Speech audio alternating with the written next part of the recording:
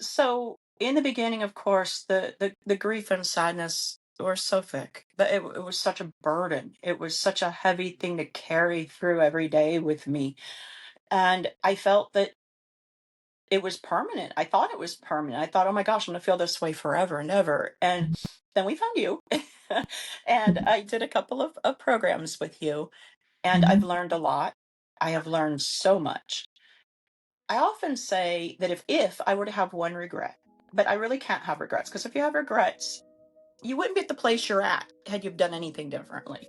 So I Mhm. can't regret it. But should I have had any regrets, it's that I wasn't this version of me when Keith was alive.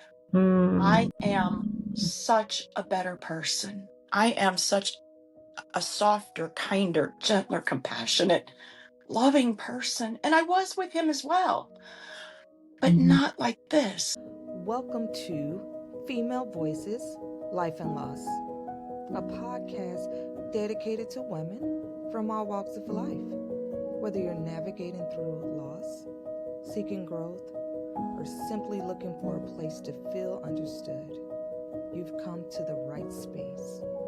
Each week, we provide compassionate guidance, share diverse stories, and offer practical advice to help you heal, grow, and thrive. No matter where you are on your journey, we're here to walk with you. Let's grow together. Hello, welcome back to Female Voices, Life and Loss. I'm your host, Teresa Reiniger, and today's episode brings a conversation that really is going to speak to both the strength and the tenderness of what it means to rebuild life after loss. My guest today is Miss Tara. We have worked together for a while. She is going to, I'm sure, give us some insight, some light to the grief space, some healing, some hope. Whether you're navigating your own healing journey or supporting someone, I know Tara's going to really be able to help and support you so that you know that you're not alone in going through your grief. So, Tara, welcome to the Thank you. podcast. Thank you very You are much. so welcome. So we've known each other. It's probably coming right up on a year that we met, and because we are in July, it is Bereaved Parents Month. And so I've asked Tara to come on and just share with us how it is to be a bereaved parent and just her journey of the loss of her son. But before we do dive into all of that, I want you to share, who is Tara? Who's this beautiful woman that I see? Tell us a little bit about you. Well, thank you very much. I am, surprised me with a question like this right off the bat. So I am Tara Blevins, and a, I'm a mother, first and foremost, of a son, my only child, that I lost about a year ago, a little over a year ago. And I still identify primarily as a mom. That was my special role in life. And right now, I am still on a healing journey, and I am building every day and growing every day, emotionally, spiritually, socially, and physically, every way you can imagine. I am growing and learning to grow. And that's where my focus is in life right now, not on career. Of course, family. Family is always there. But mainly, I'm working on a lot of self development. I love that. And I believe that everyone that has experienced the loss, especially the loss of a child, it really changes you and changes perspective. And many times there's career changes, there's just everything changes because you Yes. are forever changed. I love that the work we've done together and the work that you are continuing to do is in all areas of your life, like you had Yes. indicated. So I love that. Thank So, you. share a little bit about what you like to do for fun. What do I like to do for fun? Music is my therapy. I love live local music, so I support a lot of local bands. I am a creative person. I love photography. That's one of my primary pastimes, and it's developing into a career as we Mm-hmm. speak. Um, any form of arts, really, I enjoy. I also love camping and hiking and nature. I love being in nature, taking nature photography, Mm-hmm. all that sort of thing. Mm-hmm. I think that's why we connected well, because we were both kind of a nature Hmm. people. It So heals you. as Luana would say, that I am a nature girl. She not so much.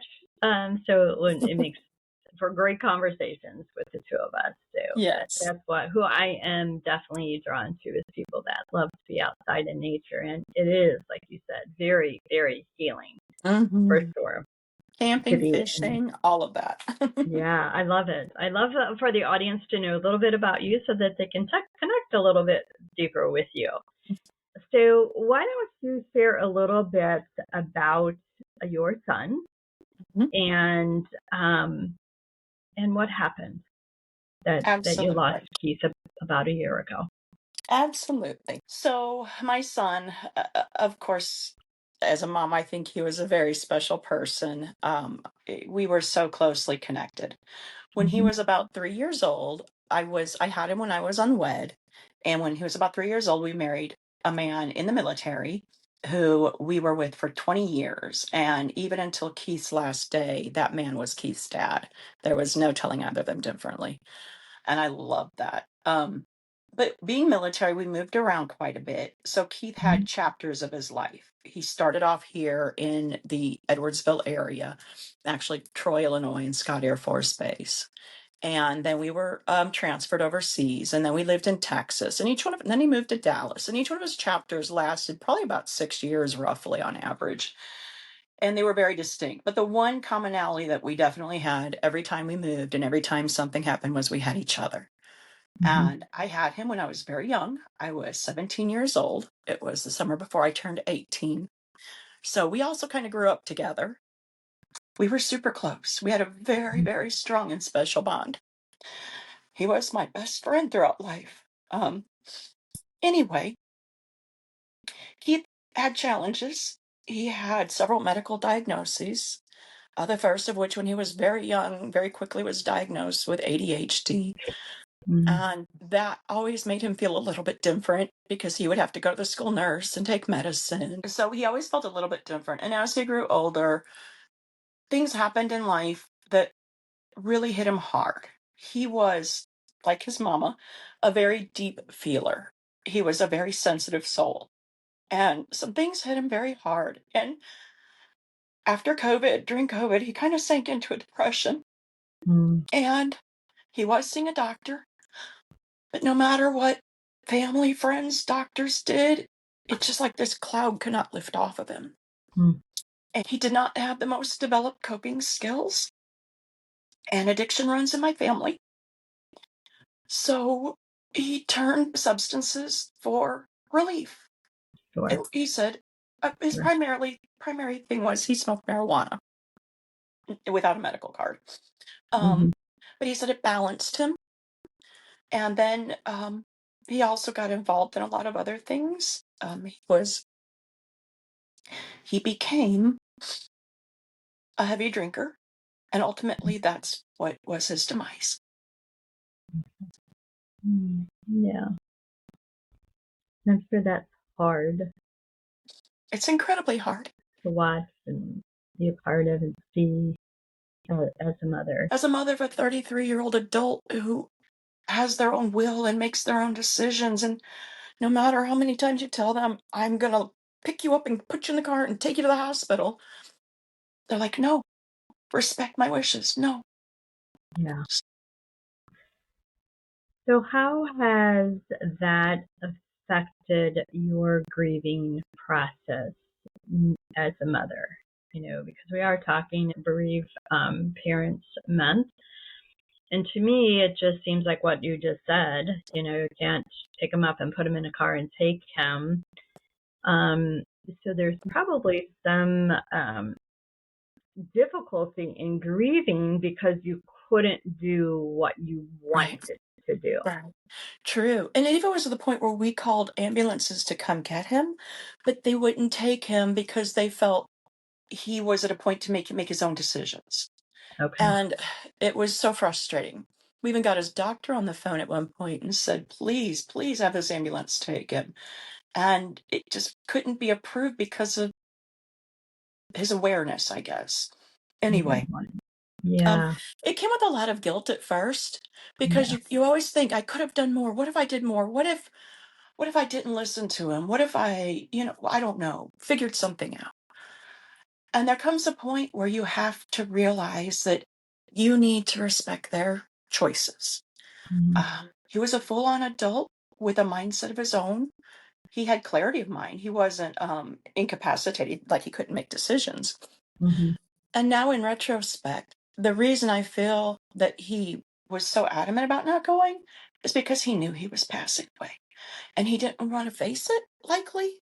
And he just wanted to let it happen. He had articulated many times that he was just so dissatisfied with society and the world and all the fighting and all the hatred and he was all about peace and love and unity. And he was the most compassionate of souls, very, very sensitive. And he didn't like all the strife. He couldn't take it. It rubbed him wrong. And I think he made a willful choice to just let go. Wow. And so you mentioned some guilt and not thinking you could have done more. How did you begin at the beginning working through that, and what are you still doing to work through that? Because we know grief does not end; it continues. Right. Will always be with you, just as his love is always with you. Absolutely. And I'm wondering how to frame this. So he and I are both super sensitive, and we were both super close. And it is my firm belief and conviction that he's still with me in spirit. And I have felt that he has absolutely absolved me of any guilt. He's like, Mom, it wasn't you. It wasn't you. And that has brought me a lot of peace. On top of that, I've come to the understanding that on the other side, he is so happy. He is, once again, his jubilant self he used to be. He's healthy, he's healed, and there's nothing more I could want for him. And he's with me. He's with me. So I know you have shared with me many times that you hear, see, you feel his presence. Share with the listeners how you feel him, how you communicate with him. I know you thoroughly enjoy feeling him and speaking to him. I do. And I know people out there are going to think I'm just out in la la land, and that's okay. That's okay. I know the truth. The first time he communicated with me that I recognized was about 4 or 5 days after he passed. We had to clear out the house that he had rented. My mother and I and a few other people pitched in to help. And my mother had ordered a dumpster from a random company because originally other people were going to clean it out. We weren't, but then they kind of bailed on us. So we were there. We got the dumpster. And the dumpster itself that was delivered to his house to get rid of all this stuff, out of all the dumpsters in the world, the one that came to his house on the back was spray painted in graffiti. And I have a picture of it I can show you. It says, "Hi, Mom, hi." Wow. And I just looked at that, and I was at the moment. This was 5 days after he passed. I was in a fog. I was no clarity whatsoever. And I step outside and look at this dumpster, and it's like a billboard in my face saying, "Hi, Mom, hi." And it was just the feeling, the rush. It was like, oh my gosh. And could it be? What are the odds? And then after that, it was songs on the radio. We would go out to listen to live musicians like I like to do. And musicians would just stop and they would say, we don't normally do this song, but I feel really compelled to play this right now. And it would be three little birds. This happened several times with different musicians when I was there. And that was our song. And it was like, oh my gosh, he's communicating with me. And the more I watched and the more I listened, it's everywhere. It's constant. And it got to the point. Okay, so then it evolved. It got to the point where he's sending me signs. Then it was music, and then it was, I could feel little pokes or jabs. I could hear him calling me his pet names, like "Hey, nerd." And then it evolved into like more conversational things I couldn't know the answer to that I asked him, and he would let me know. And anytime, day or night, he is just with me. He is with me. I can strike up a conversation with him at any time. He's gotten to the point where I firmly believe I firmly believe that everything's energy. We're all energy. People are energy. When we Yes. pass, we're still energy. It's scientific. We're energy. Um, it's gotten to the point now where I can feel his energy pass through me like a hug. And because I was crying one day and I told him, I was like, Keith, I still miss the physical. I miss the physical. I miss hugging you. I miss, being with you. I miss laughing with you, kissing your nose. And all of a sudden there was this rush of energy that like came through me, but paused in me for about 10, 15 seconds. And then it exited. And then he's in my head. He goes, what you got now, mom? He's like, that's physical. I'm like, oh my gosh, oh my gosh. And he's still my same son. He's just going out of his way to make people happy. And yeah, I yeah, love that. I love yep.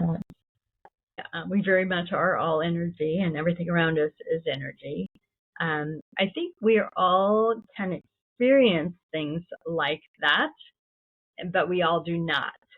And there's Agreed. lots of things out there to learn how to experience those things. So this is just really for the listeners, that if you are not seeing signs, if you're not feeling their presence, do not beat yourself up for that, because it is, I think many times people are born with that intuition, that that um, that being able to feel those things, the energy, more strongly than others. And I do believe there are many things out there to learn how to do those. And I think as far as signs, sometimes they're there. I know those loved ones are there, their presence is there. Sometimes we're just not open to seeing them, and we just have to be more aware and just open our mind to seeing those signs. And there's lots of books. There's a book, and I don't know if I have it right here. It's called Signs, and I love that book. And if for those that are listening, if you're not experiencing signs and you want to learn more about it, that would be a great book. And I'll put the name of it and who the author is. I don't know the author off the top of my head, but I'll put those in the show notes so that you can look that up and read that book if you'd like. So, May I mention two quick things that make a difference for me? sure, One, absolutely. one is absolutely my mood. The more joyful and grateful I am, the more openly I receive. If I'm wallowing in my grief and sadness, and if I'm a poor, pitiful me, doesn't come through as well. And the other thing that I would suggest that's worked really well for me is being present. Like you said with the sign, staying in the moment and being observant and alert and with all your senses. And I learned that from Great. you, Teresa. Great information. And yes, their energy, when people die, their energy is very, very high. And we as humans, our energy is not as high. So keeping your energy level up, and with those emotions of joy and happiness, you can receive more of that. And that's why I'm just really adamant to really work with people that are grieving so they can have those experiences. Lift their frequencies so that they can experience more joy and healing with their loved one and experience all of those things. So I love that. So tell us more. I mean, I know a lot because we've worked together, but share with the audience how you have grown just emotionally, how the emotions have changed, your mental, spiritual. You talked about all of that, your physical. I know now we're working more on physical, but we didn't start there. So share with us how you kind of broke through, that deep sorrow at the beginning, because that's where you were, and how you started to move through finding some joy again. Absolutely. So in the beginning, of course, the grief and sadness were so thick, but it was such a burden. It was such a heavy thing to carry through every day with me. And I felt that it was permanent. I thought it was permanent. I thought, oh my gosh, I'm gonna feel this way forever and ever. And then we found you. And I did a couple of programs with you, and I've learned a lot. I have learned so much. I often say that if I were to have one regret, but I really can't have regrets, because if you have regrets, you wouldn't be at the place you're at had you done anything differently. So I Mm-hmm. can't regret it. But should I have had any regrets, it's that I wasn't this version of me when Keith was alive. I am such a better person. I am such a softer, kinder, gentler, compassionate, loving person. And I was with him as well, but not like this. Not like, I think something happens when someone, especially loses a child or someone incredibly close. There is this, I feel like half of me is gone, to be honest. And it's when a cataclysmic event happens like that, it puts us in a whole new space and you look at the world entirely differently. Sure. And that shakeup is what initiated everything. It's like, okay, reality is not what I thought it was. And then we found you. My mom found you for me, which I'm very grateful for. And I learned so much with you. And more important than just learning it is putting it into practice Yeah. and taking the steps necessary to heal. And yes, grief will always be with you. It's always been part of my life. But it's also about filling your life with love and not necessarily activities to stay busy, but things that you love to do and make your life meaningful. Savor every moment and live to honor them for if that's what you want to do. But that's what I do. I try to live to honor Keith. I fill my life with joyful things, and he's always there with me, experiencing them with me, and it's made a huge difference. It's made an unbelievable difference. I'm such a better person. And truthfully, everybody who knows me, the prior me and the now me, they see such a stark difference. Mm-hmm.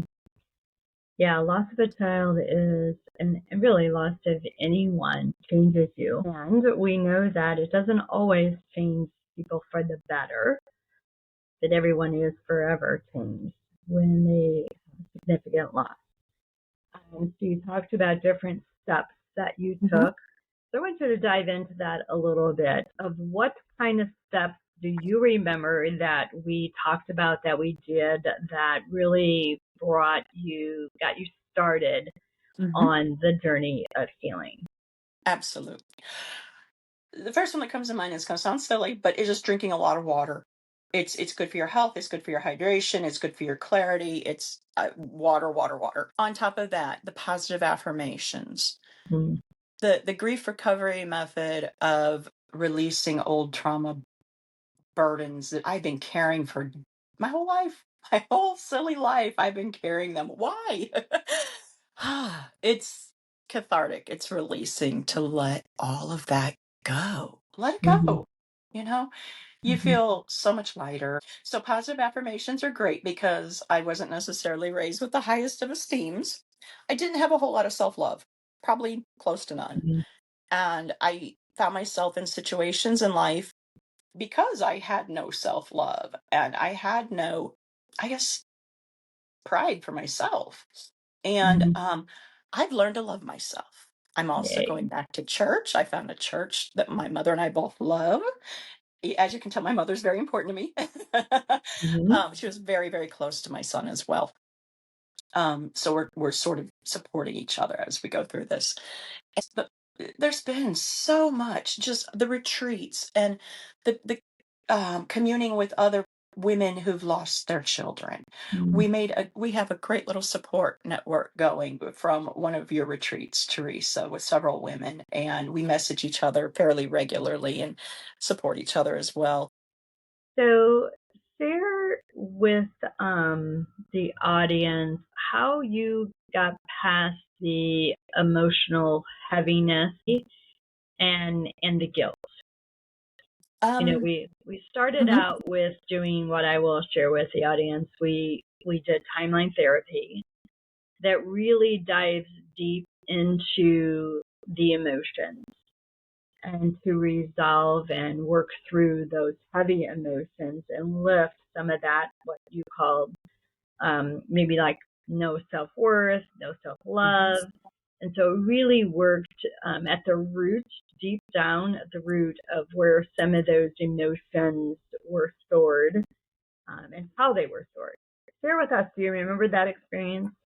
I do. Oh my gosh, yes, that was very emotional. I look back upon my life and identified areas that were basically traumatic in my life and processed and worked through those. And we chose a primary one to work on.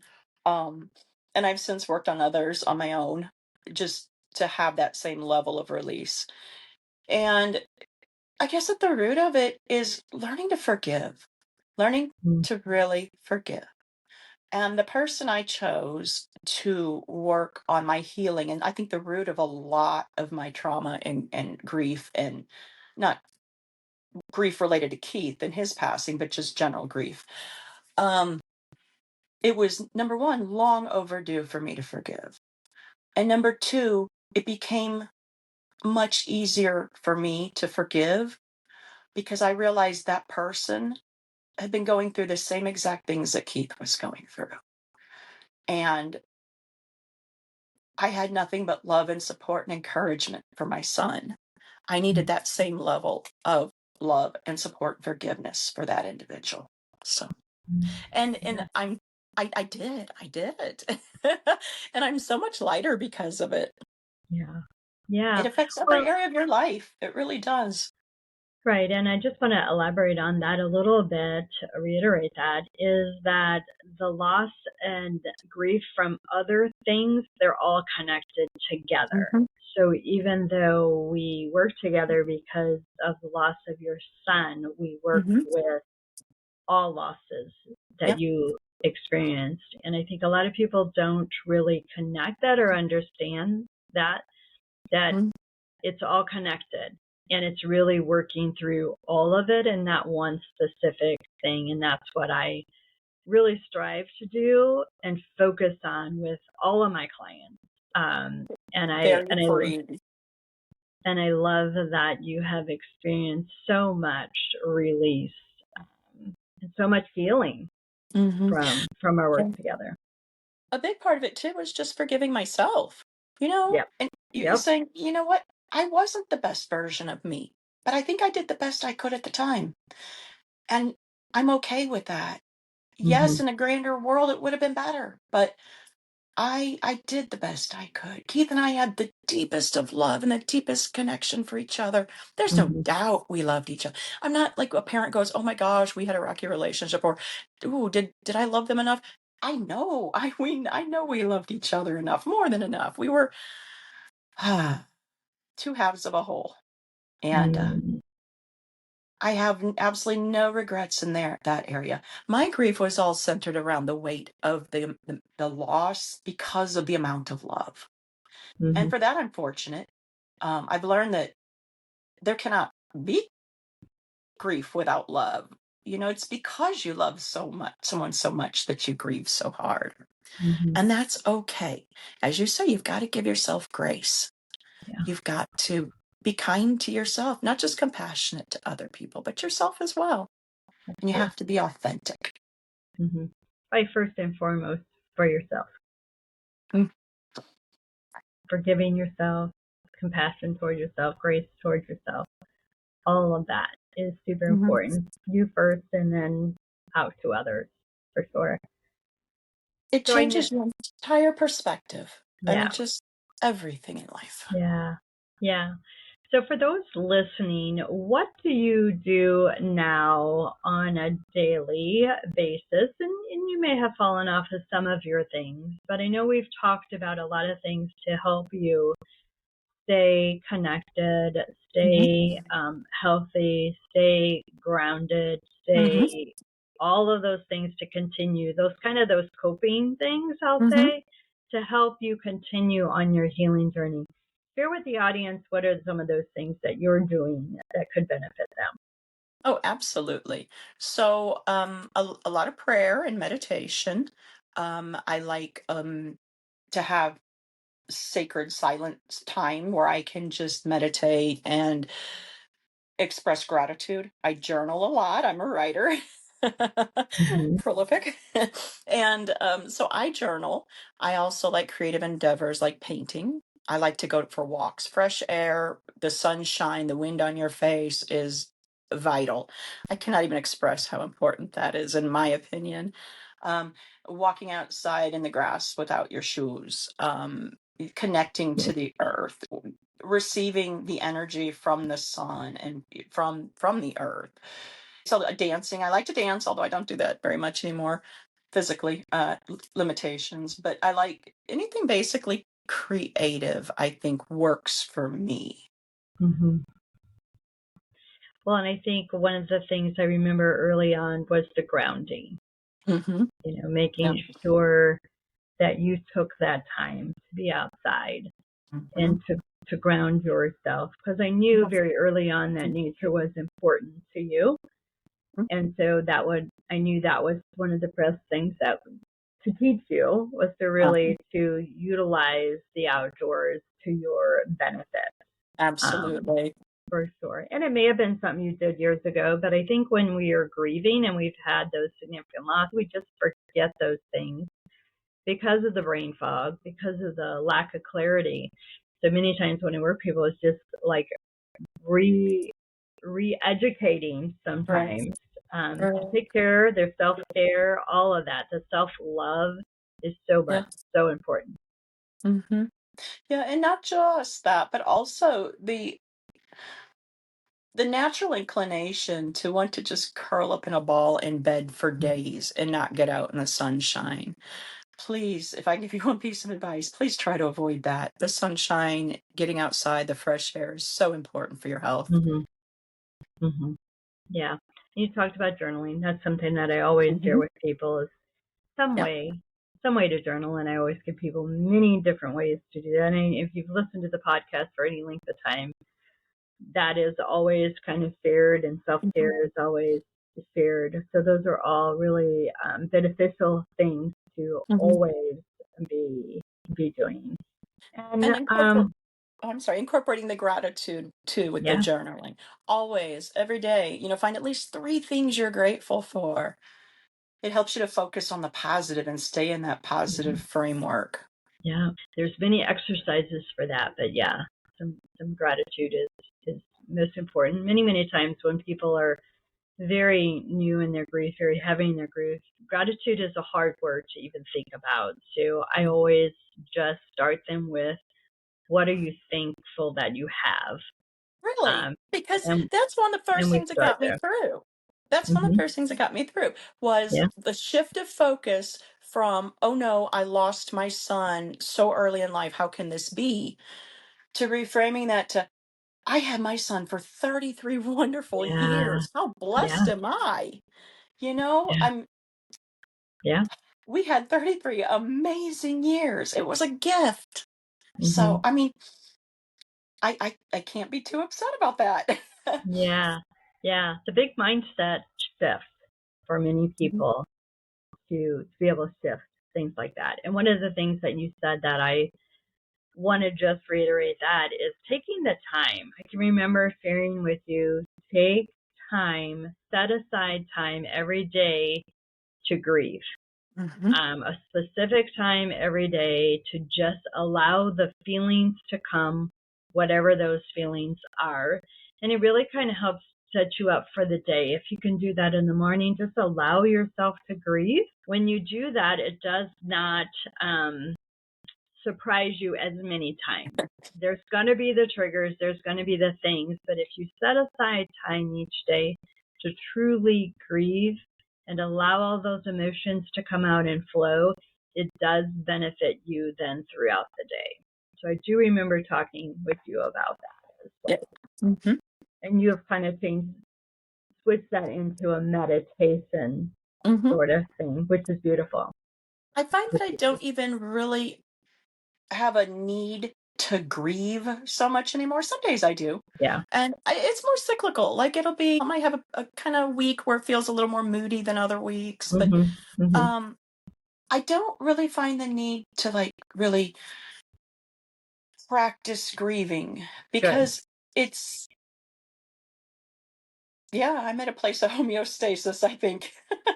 That's awesome. That's awesome. And that is something that is really, I work with people to do that early on to make sure they're allowing those emotions to flow. And you did that at the beginning, but yeah, not so much needed anymore.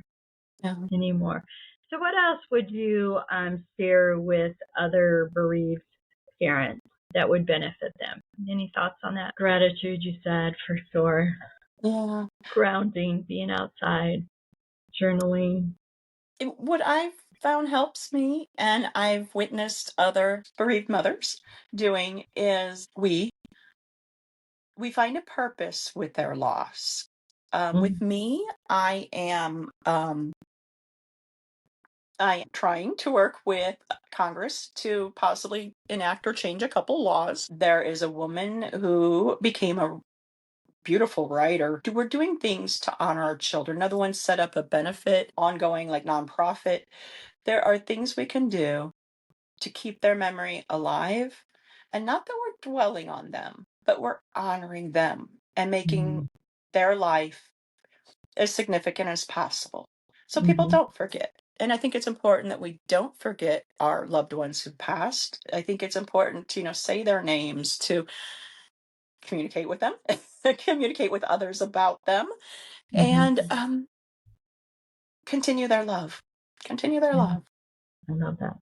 Yeah, there's many, many ways that different people do different things to honor loved ones, to honor children. I know you just recently did a collection in Keith's name. You want to share about that? Certainly.